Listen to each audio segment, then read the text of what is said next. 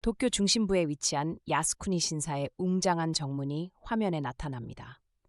수많은 참배객들이 신사 안으로 들어가는 모습과 대조적으로 신사 앞에서 눈물을 흘리는 한국인 유족의 모습이 포착됩니다.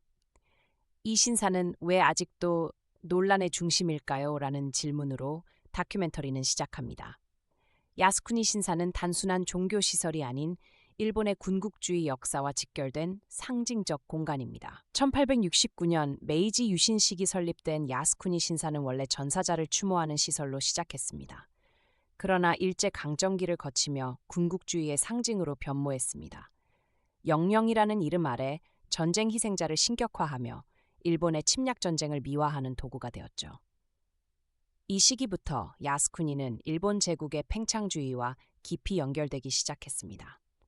1978년 야스쿠니 신사는 도조 히데키를 포함한 14명의 A급 전범을 비밀리에 합사했습니다.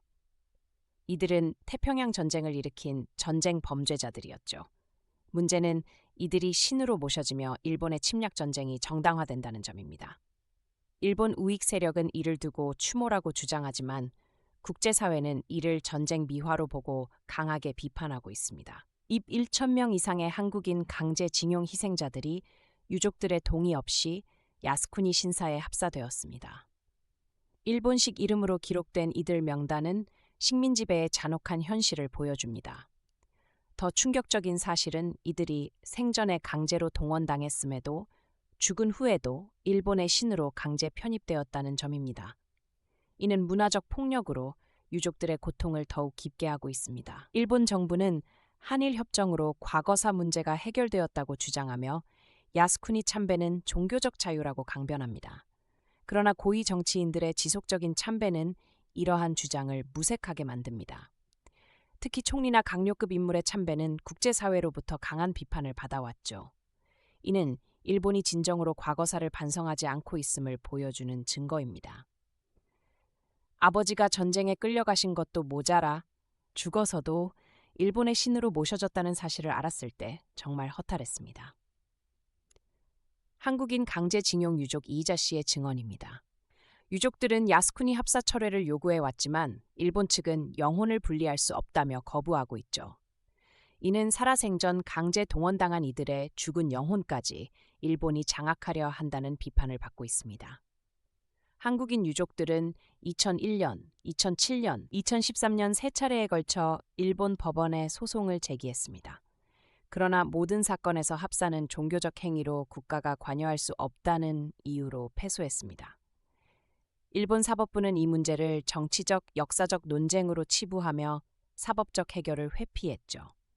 이는 강제 합사 피해자들에게 또 하나의 상처로 남았습니다. 2014년 유엔 인권위원회는 야스쿠니 신사의 한국인 강제 합사가 인권 침해에 해당한다며 일본 정부에 시정을 권고했습니다.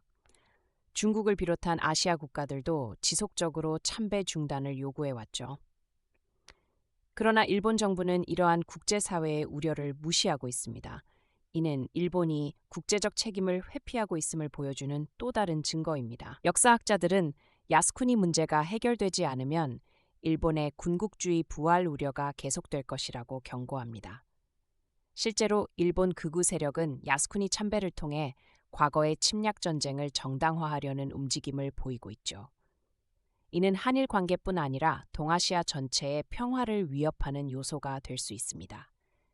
진정한 화해를 위해서는 과거사에 대한 올바른 인식이 선행되어야 합니다. 야스쿠니 신사의 거대한 문이 서서히 닫히는 모습으로 다큐멘터리는 마무리됩니다.